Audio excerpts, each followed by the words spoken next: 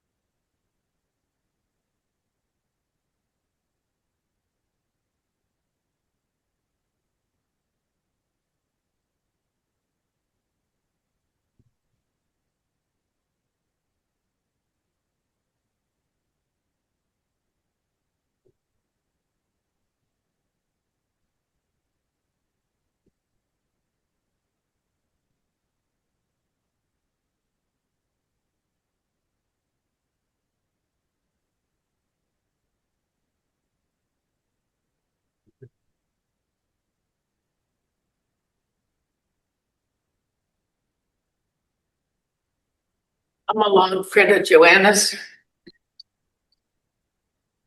And one of the main things we do is we go swimming together. Now I go by her house to pick her up, and I never ever saw Larry when he wasn't in a good mood. He's always cheerful. They have all these health problems, but whenever I interacted with him, he was always cheerful, and I admired that.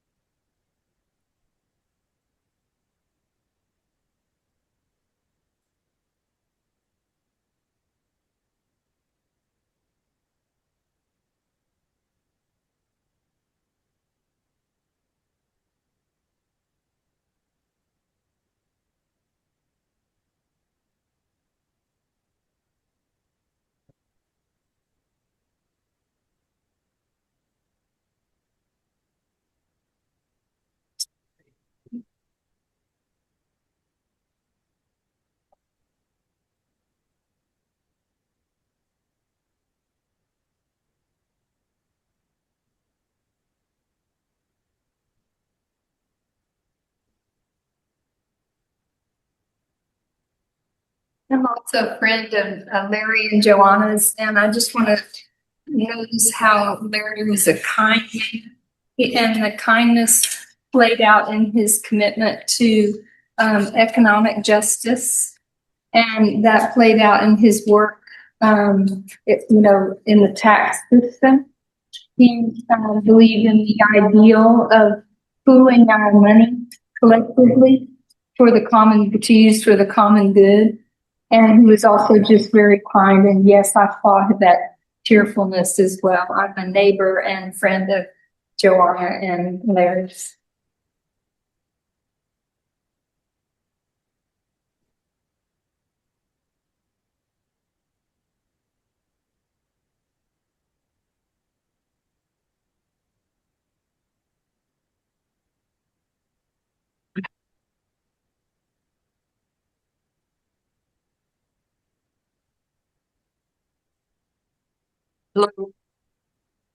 I didn't know Larry right away because Joanna and I were Waldorf school teachers.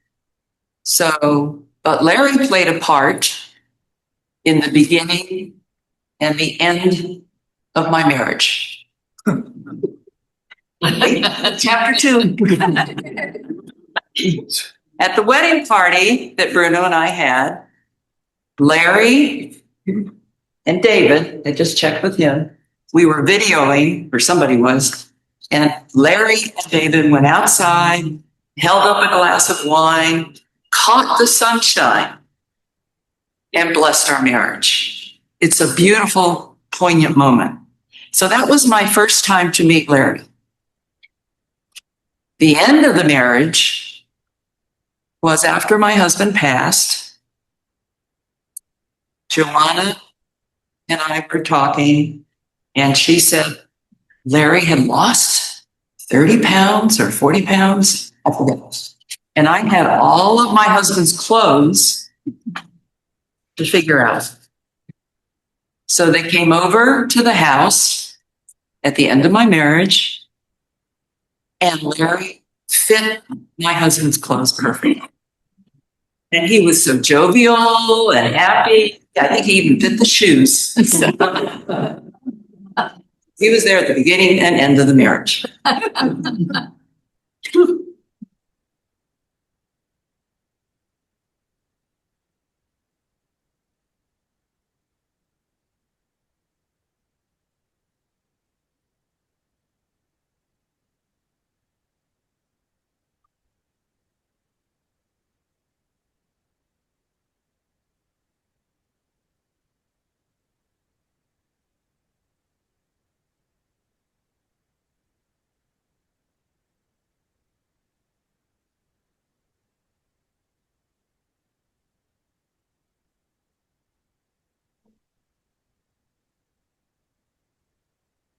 Larry was my uncle, but he was only 6 years older than me. So in a lot of ways, I always felt like he was more of a brother to me than an uncle. His love for family was never questioned. He was so faithful to always come up to visit my mother, his sister, every year, from Austin all the way up to Washington State without fail. He was always so kind and generous to my mom and to us. And I have so many happy memories from my childhood with him. Teaching him how to roller skate. He wasn't always the most athletic, coordinated, but we certainly had fun skating together. He actually was instrumental in introducing me to my first boyfriend. So again, his love was always outpouring. We had memories of playing Trivial Pursuit with him, and his intelligence never ceased to blow us away. anyway, his love for me, I never questioned much.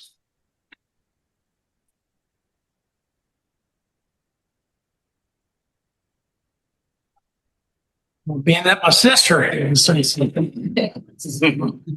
just got two quick kind of funny stories that I remember. I think we might have been at your house and we were playing Trivial Pursuit. And it's like he knew the answer to every question. Yeah. So the one question I always remember, the question was, who's the father of geometry?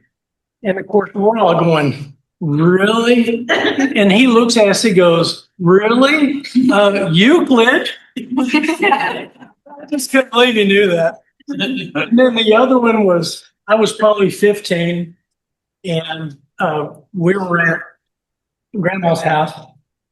And I just asked Larry, I said, Larry, can we go get a Coke? And he said, yeah, sure. So we go out to his car and I said, can I drive? He goes, all stoic. Let me see your driver's license. It gets better. I had to do something, right? So I showed him my high school ID card. Take it, and he goes, okay. I got in the driver's seat, and the window's down, and I'm thinking, I'm driving, Larry. I'm driving. So those are the two memories that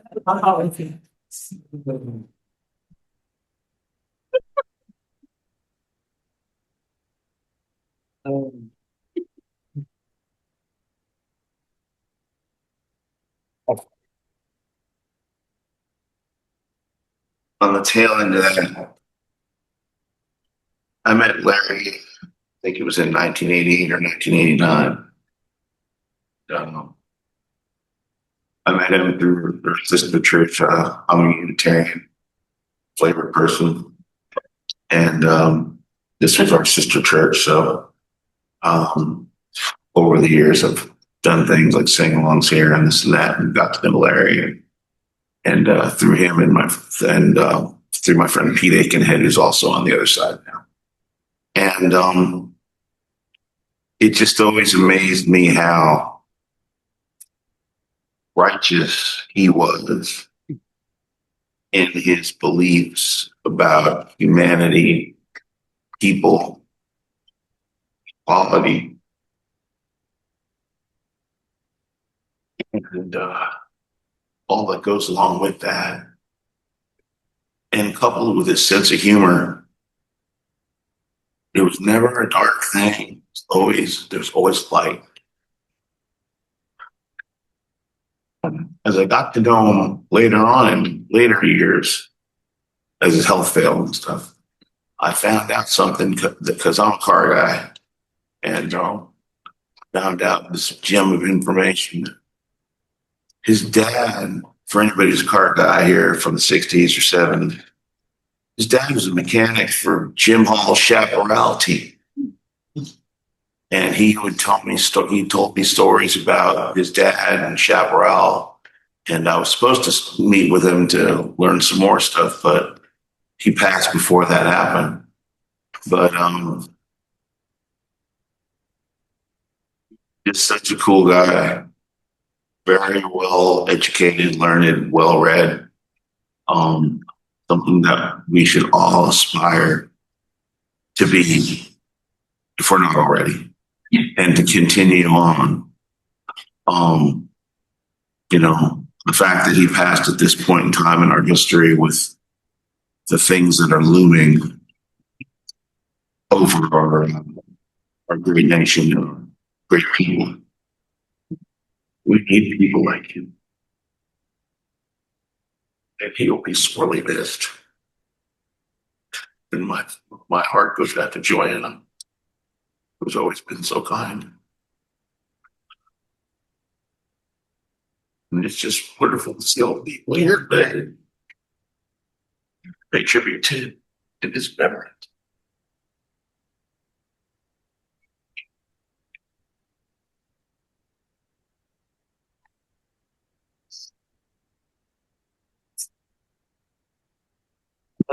I'm Dean. I grew up moving here to Quaker Meeting. My wonderful sister Vaughn is encouraging me to say something. And so every year around Easter time, all the Quakers of the South Central United States gather. And each Saturday during that gathering, there is Family Fun Night, which is the talent show. And Larry was a part of this group of people who would always end the night at Family Fun Night. They would always sing Down by the Riverside, and that was like a core memory of mine growing up. My dad was also part of that group. And this past Easter was the first time that we went back after COVID happened. But my dad had some other obligations, so he had to leave early. And I've not been informed of this plan, but a plan had been concocted that I would replace my dad in that group and participate in singing Down by the Riverside at Family Fun Night. And that was Larry's idea. And so we're about like halfway through Family Fun Night. My mom turned to me and she was like, "Did Larry ever tell you that you're going to go up and sing with everybody?" And I was like, "No, nobody actually got that memo to me. I guess you will talk to each other about it." And I didn't really want to do that. I didn't know the chords to the song. I wasn't really prepared. And so I was gonna just not say anything and just sit in the audience and let it happen. But when everybody was getting on stage, Larry was looking around and he was like, "Is Dean here? Where's Dean? Get Dean up here." So if it hadn't been for Larry just really insisting that I participate, I wouldn't have gotten to sing Down by the Riverside with the true Quaker Oat Village people. That group is just not complete without Larry. And he has been such a titan of this meeting and such an important person in this space for truly as long as I can remember. I'm gonna miss him very much.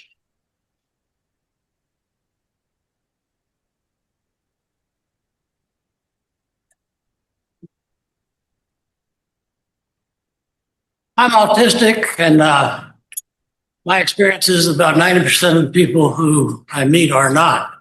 And so I have a great deal of difficulty communicating, and so I hope you'll bear with me while I try to tell you about my experience with Larry. Part of being autistic, in my case, is that I have an active relationship with my higher power. And I conceive of my higher power as being this autonomous agent within my unconscious. So not your traditional Judeo-Christian higher power. And it has conversations with me during existential crises in my life. And some years ago, it told me that I should enroll in a program to get a master's degree in Jungian archetypes. And when I told people, neurotypicals about this, they said, "Well, so you're going to be a psychotherapist?" I said, "Oh, no, it doesn't give me a license to do that." "Well, why do you want to do that?" "Well, it will enhance my ability to tend dreams." And I said, "Oh, neurotypicals have a way of doing this." And I say things like that. Now, some people got really angry. He said, "We shouldn't be doing that useless thing. You should be doing what I think you should be doing." Now, Larry took a different approach. He said, "You're 80 years old. What good is that going to do you? You'll be dead before you can even finish the degree. And if you do live long enough to finish the degree, how long do you think you're going to be able to use that?" Well, the reason I'm doing this degree and enhancing my dream tending abilities is because I believe the principal reason for the lack of peace in the world is the separation between the conscious and the unconscious mind. that it's the shadow in our unconscious that causes war and strife and violence. And that through dream tending, I'm able to help people I don't force them to, I don't teach them how to do it. I help them, I aid them in bringing that shadow side of themselves into their conscious mind where the two can integrate.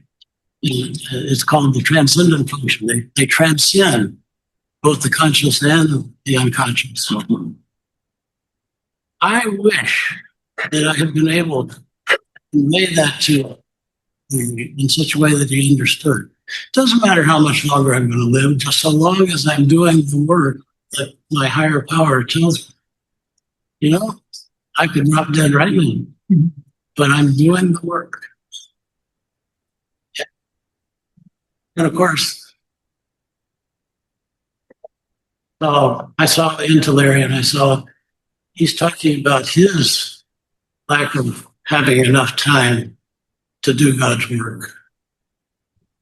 I wish he had had that time because he was someone who did God's work.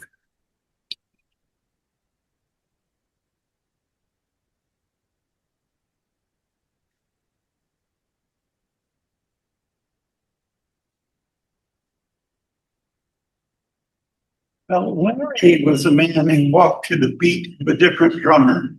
He also played the beat of a different drummer than the rest of us were hearing. But it was okay. You know, he would join the group and he would instantly become the leader of the band. That's because we were playing a waltz, we'd adjust ourselves to Larry's mazurka. And if we were playing in the key of G, we'd adjust ourselves to B flat or whatever it was.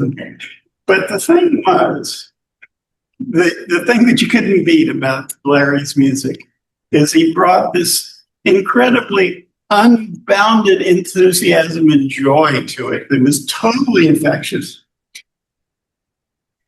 And that's what he brought to all of our lives. He was like Tigger. 300-pound Tigger, you know. He would come bounding amongst us and leave us with this feeling that took a long time to get over it. And you know, he was always a big one for puzzles. He would take over this table at yearly meeting and everyone would do puzzles. And somebody mentioned to me he had a very large and complex puzzle that he was working on last time we saw him, and that will not be finished. But I think that's Larry's lesson to us. You can't solve all the puzzles in your life. You may have to leave some unfinished for the rest. And, you know, what more can I say about Larry? Except how much we loved him. So I want to leave you with one of Larry's very favorite songs. This is a very moving hymn or ballad, I don't know, but it was always Larry's favorite. And we always had to play it in whatever tempo Larry brought to it. It goes like this. Let me tell you all the story of a man named Charlie on a tragic and fateful day. He put 10 cents in his pocket. His wife and family went to ride out on the empty. But then he and he started to sit on he's the boss and he's the man. We'll never return.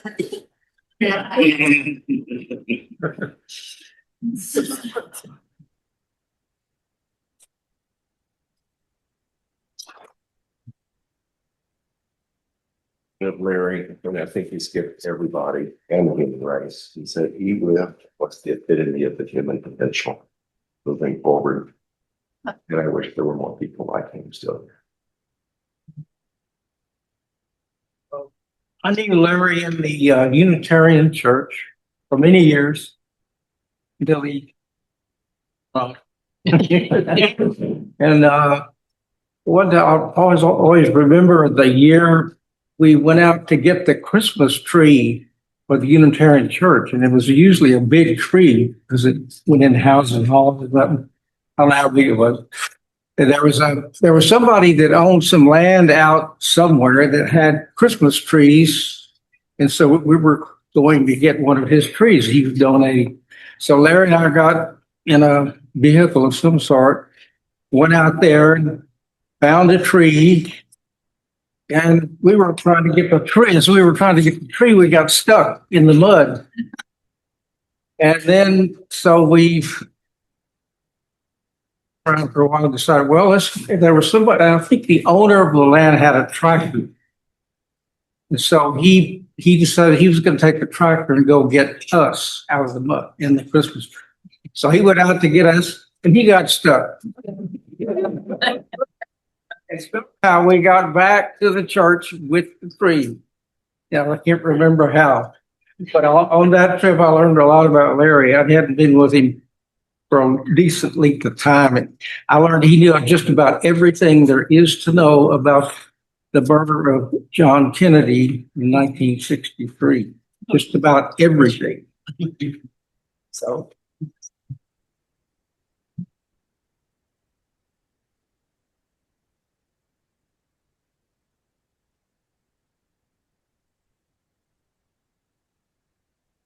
I knew Larry Hobson 3 different ways. Texas Music Museum with David Polachek there and Terry Sorrell. The Green Man, a beautiful image of old Boston every Friday night with Linda and Howie. And he would come, at the time he was on oxygen and with a wheeler. But it was always Hackenwood. He was always alive, alert, aware. We met en passant when there was a full English cafe in deep South Austin.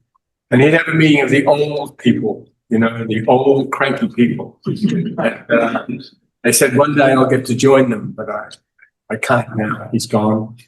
The thing about Larry was that he was part of this society, which is becoming a ghost amongst the high rise, high rents, high horror of the new Austin. So he is part of you. He's part of the Quaker mentality and peace, love, music, harmony, and cause as much stir as he possibly can. Thank you, Lena.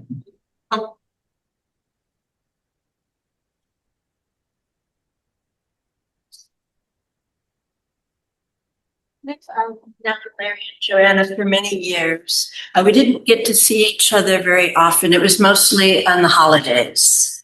And Larry brought just so much joy and music and conversation to those times that, he'll always live on deep in my heart whenever a holiday comes around. And, his memory will be strong in that way. Spent and our friends John and David were a part of those gatherings as well. During the pandemic, as we were all sort of looking for things to do and Zoom came around, I'm a Mosaic teacher, and I shifted my classes online. So Larry signed up for one of them and proceeded to learn how to make mosaics, and he made a bunch of stepping stones.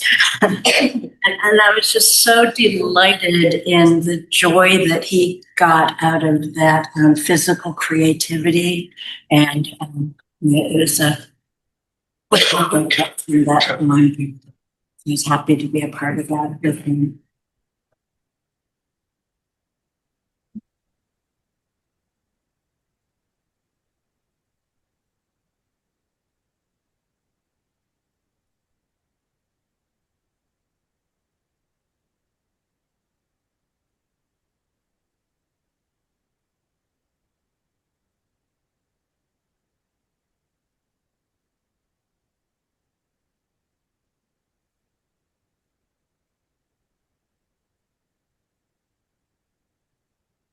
And another thing, the White Christmas. He had 2 sessions. Larry and Joanna were always like banded together working together wonderfully. But there was a session for the young people and then for the older people.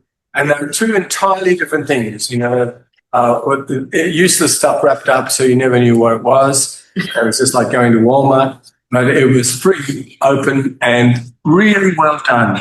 A gathering of people for the sheer joy of being in each other's company, just like this.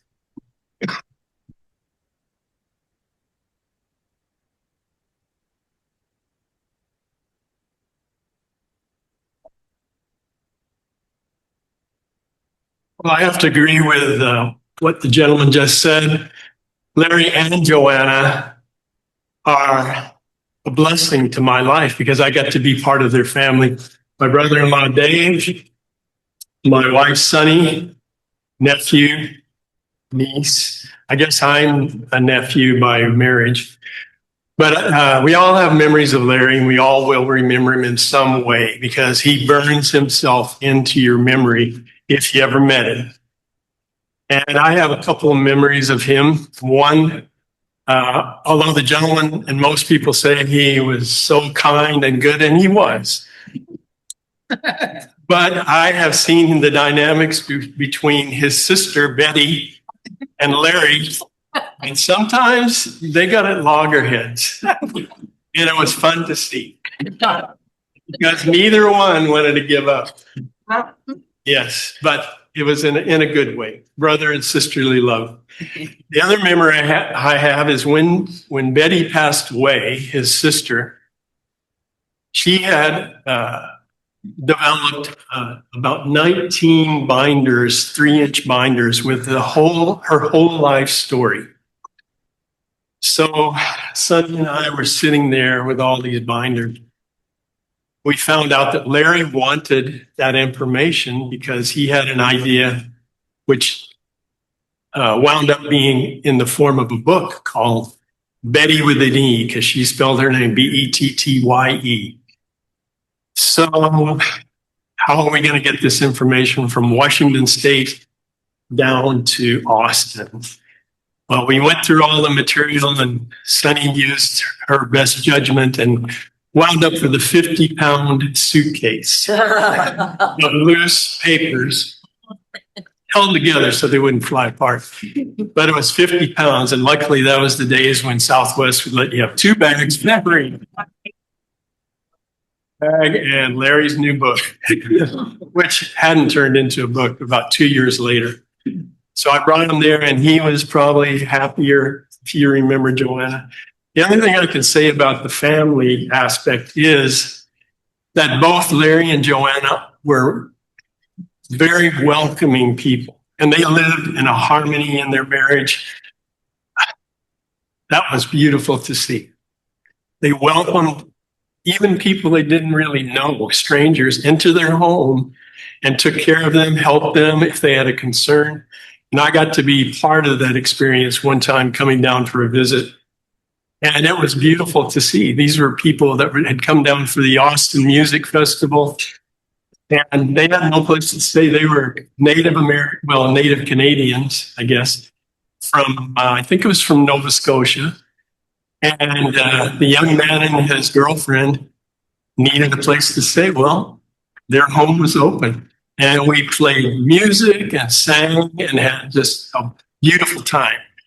So I have to say, with all that in mind, it is a blessing to be part of this family. So thank you, Joanna, and thank you, Larry, who I know is hearing us now.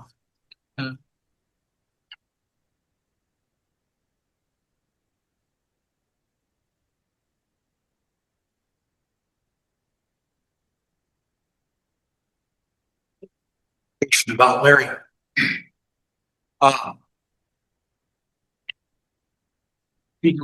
That not many people have, which is he could sense where you were coming from in your life and he'd meet you there.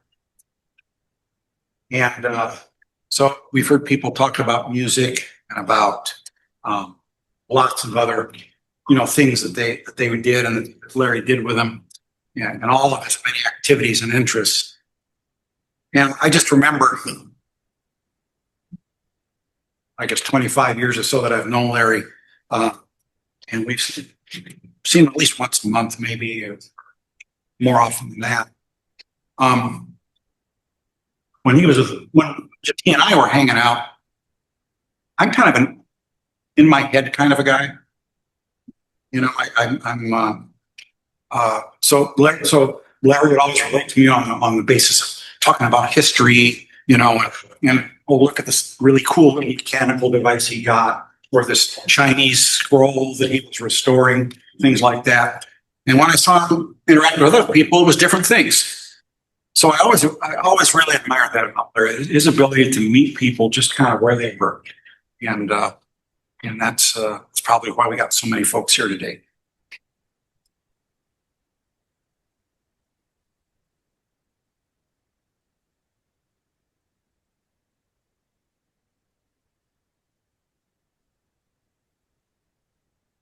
Well, I'll take a few minutes to give you just another little glimpse of another area there.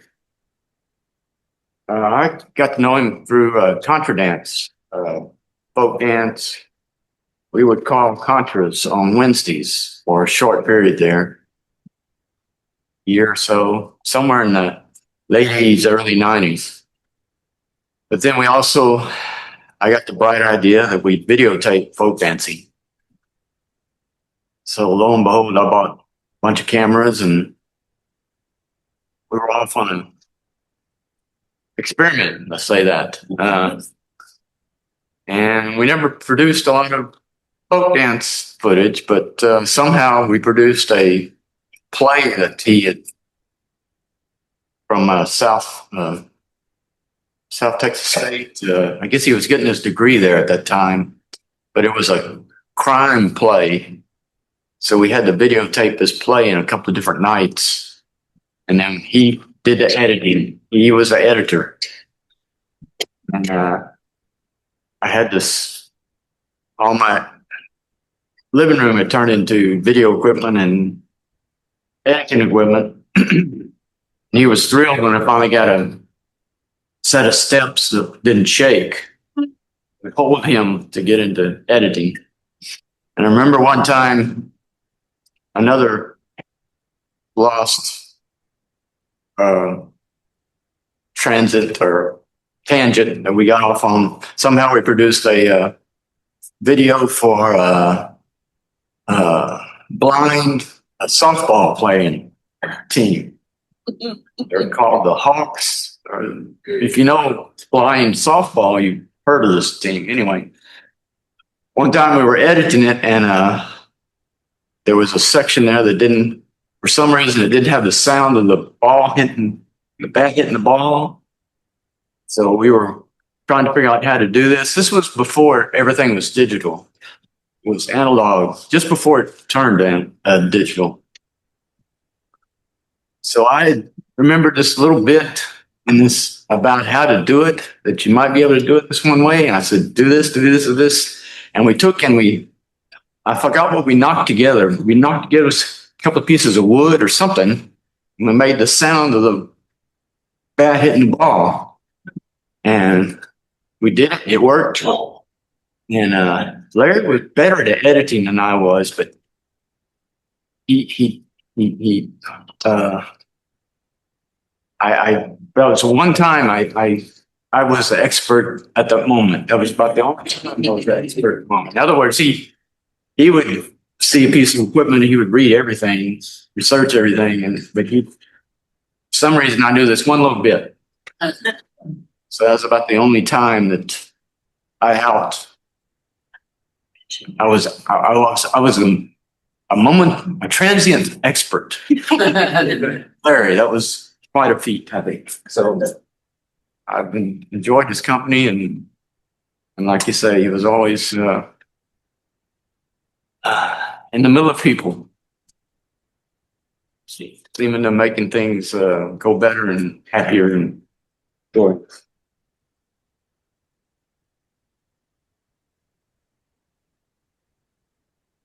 I didn't know Larry very well, but Joanna has been my dear friend for many years. And I just know that the person that she would be partnered with would be a spectacular human being. There'd be no other way. And I just like to share a little bit of a song that I think that Larry might have enjoyed. Better times will come, better times will come when this world learns to live as one. Oh, better times will come.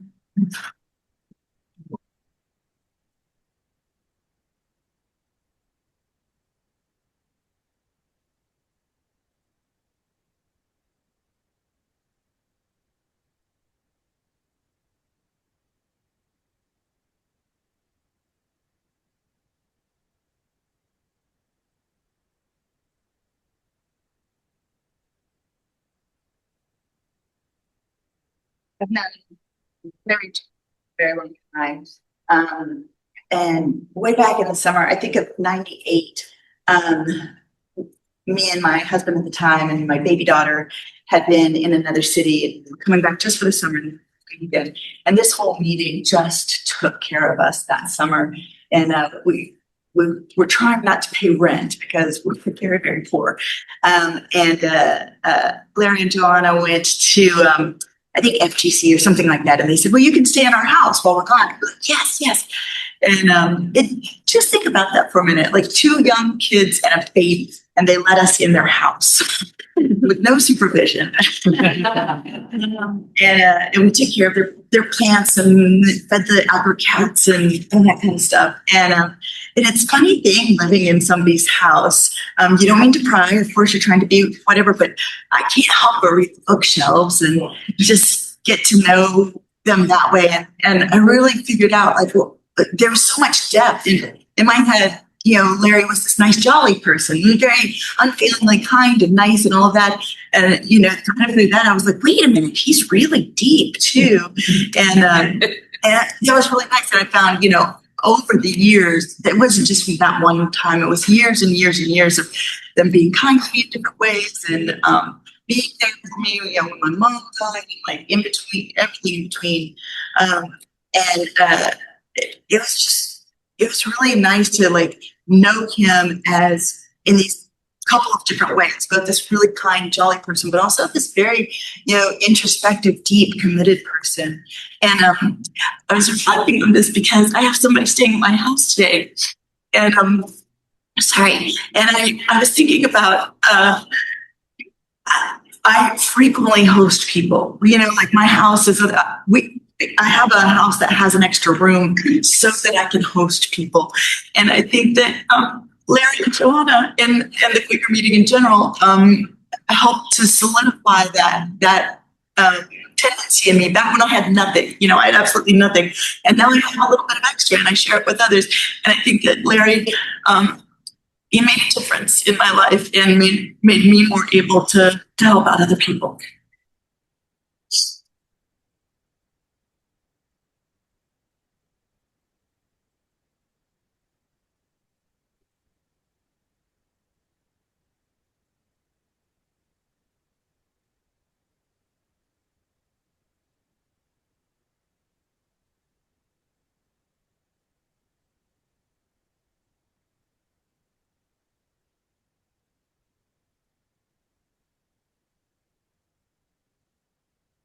Larry and I met at contra dancing on Wednesday nights. And we did contra dancing for a while and continued to do music, but maybe not so much dancing. Whenever I've gone to any funeral kind of thing, I've always wondered, how did that person die? And so I'm gonna share that.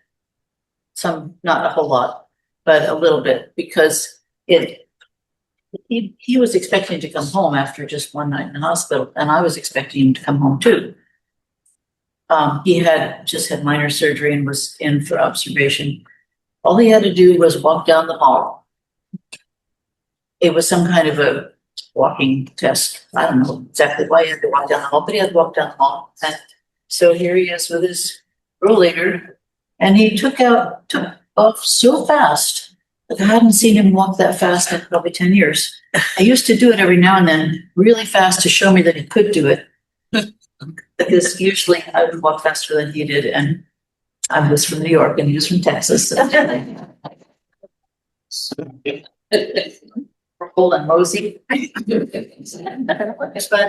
he was walking down the hall and the nurse was kind of trying to keep up with him, and she said something about that. You're trying to go faster than I am. And he said something, which I didn't catch because I was behind him.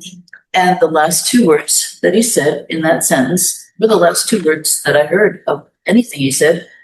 Maybe even his last two words. It was super grandpa. So super grandpa. And family was really important to him. Mm.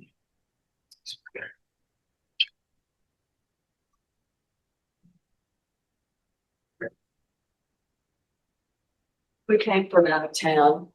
Three generations of our family were friends with Larry. Our grandparents, he bought their house in Tulsa, Oklahoma before he and Joanna married.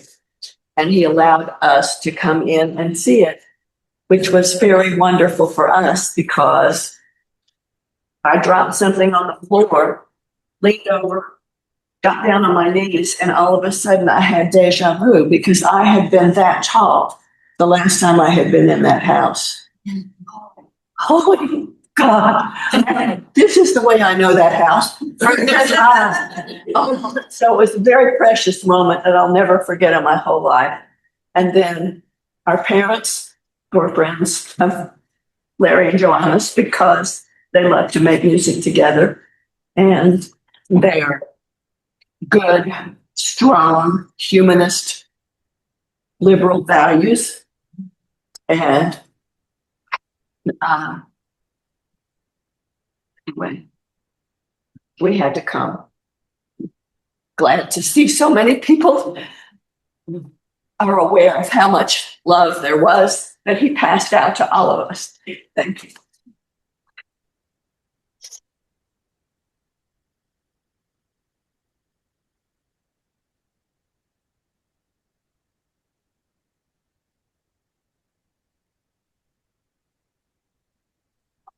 My name is Jackson, and I was a friend here for many years. My mom and Andrea here. We moved here about a year after my father had passed away. And I guess in some sort of way, I was looking for father figures to sort of fill something that I didn't have. And about a half a dozen or so men from this meeting stepped up and filled that void. And Larry very much was one of those men. Between the music and the political conversations and just the lot of talking that we had and the learning, like Larry left such a lasting impression on me that and many of the men in this meeting and a lot of people in this meeting have left on me. And I just feel very, very honored to have been in his presence and everybody else here as well. Thank you so much.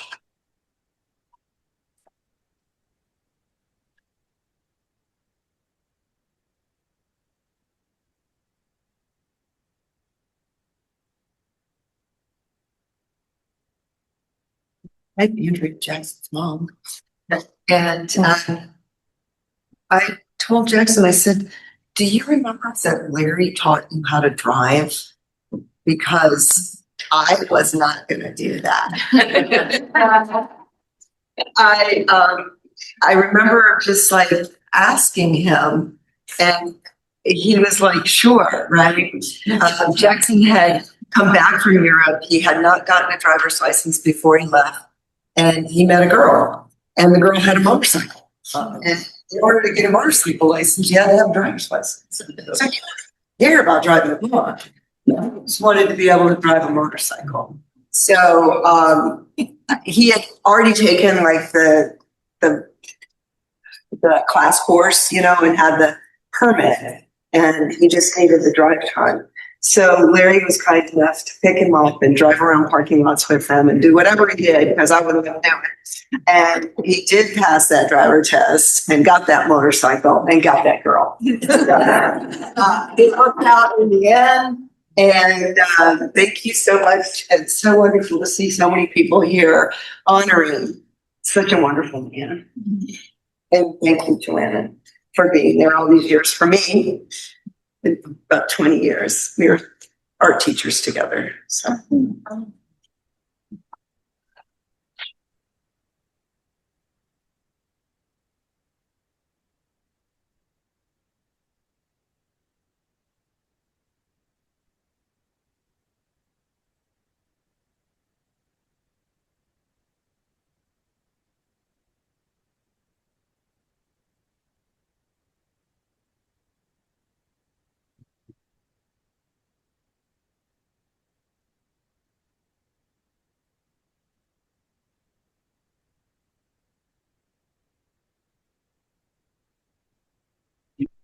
Well, Larry do something.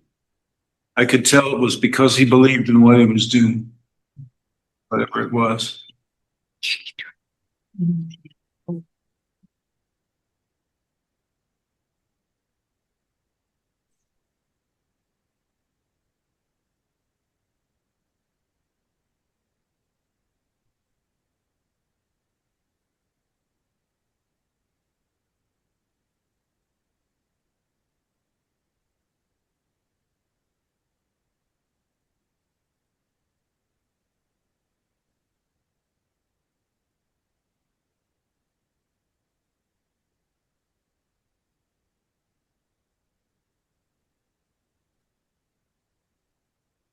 Does anyone else have a message to share with us?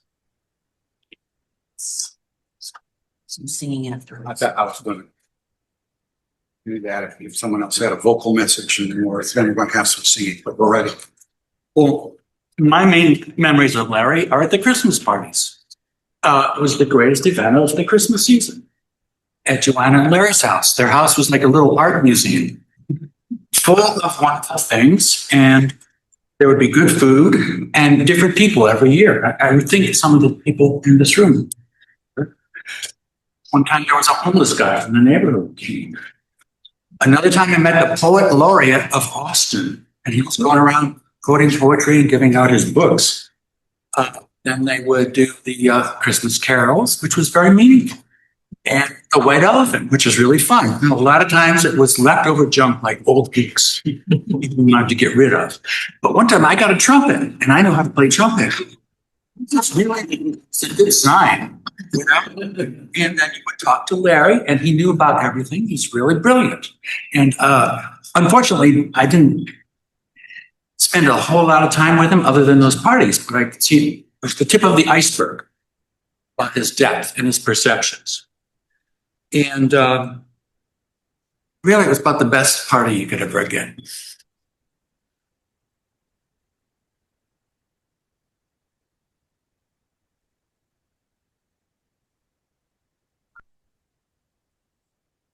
I first met Larry a number of years ago when this meeting was meeting at the old Boston Square meeting house.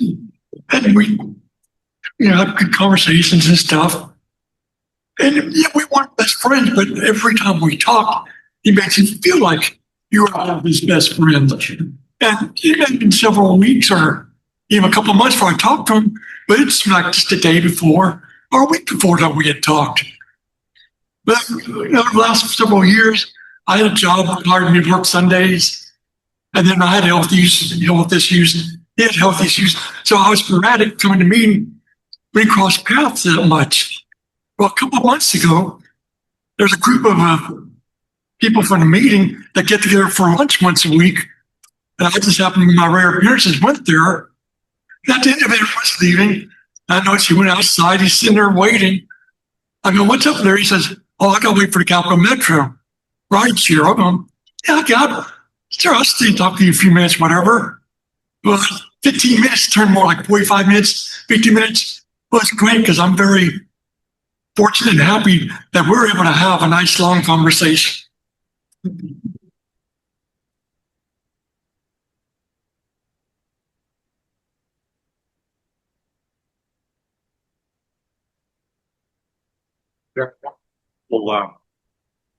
offerings. We have a few things we're going to do to close out the meeting. Joanna can maybe introduce.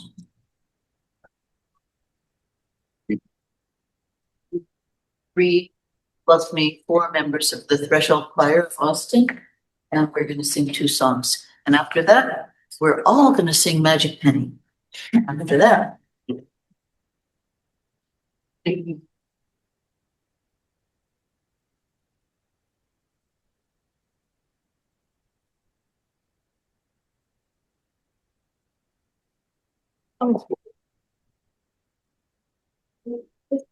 The truism was spoken by Ron Doss and put to music by Kate Munkert, who founded the Threshold Choir. You can ask any one of us for the motion. But we are all just walking each other home. We are all just walking each other home.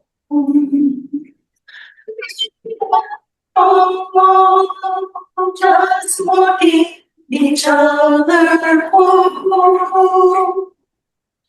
We are all just walking each other home. We are just walking each other home. We are just walking each other home.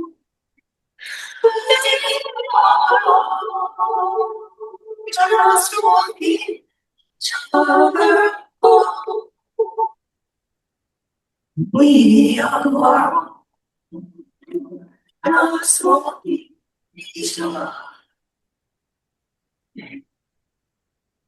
We are all just walking each other home. We are all just walking each other home. We are all just walking each other home.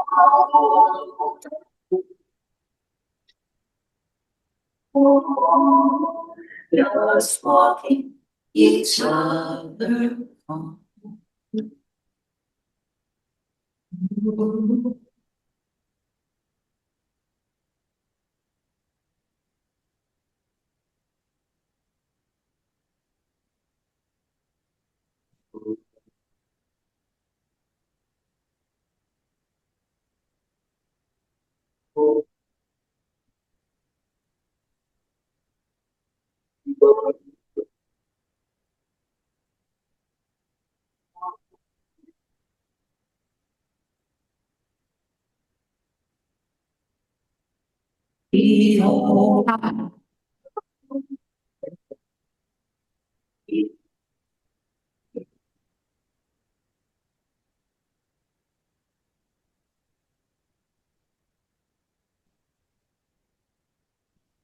This song is by William Friedler.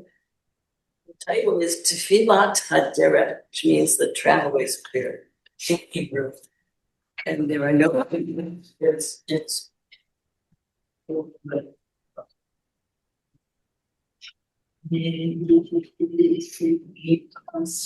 as we go on our way, may we may we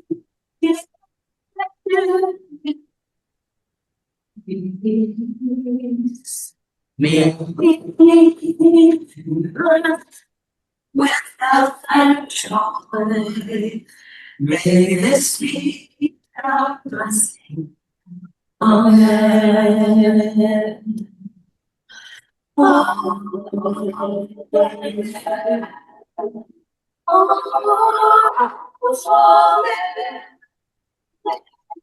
Be our blessing. Amen.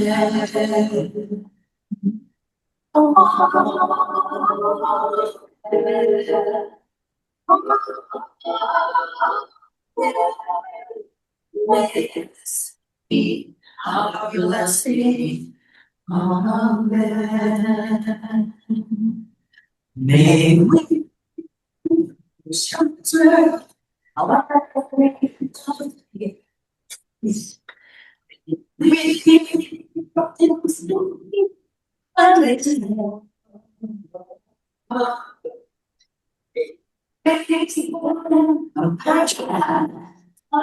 way to every soul. Let's be our blessing. Amen.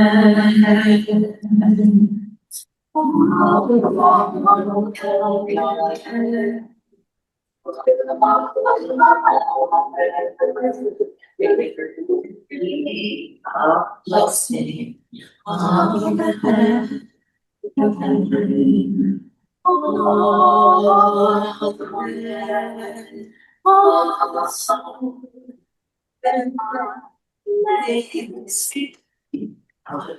Sing. Amen.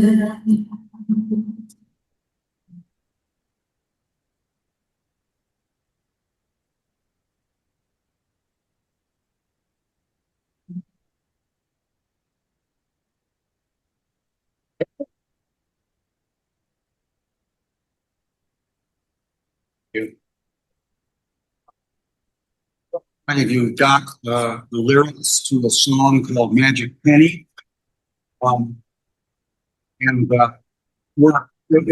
it's not the most familiar song, so some of you have sung it before. So I'm going to pick out the melody on the piano over here. Go all the way through it. And you can join in. Yes.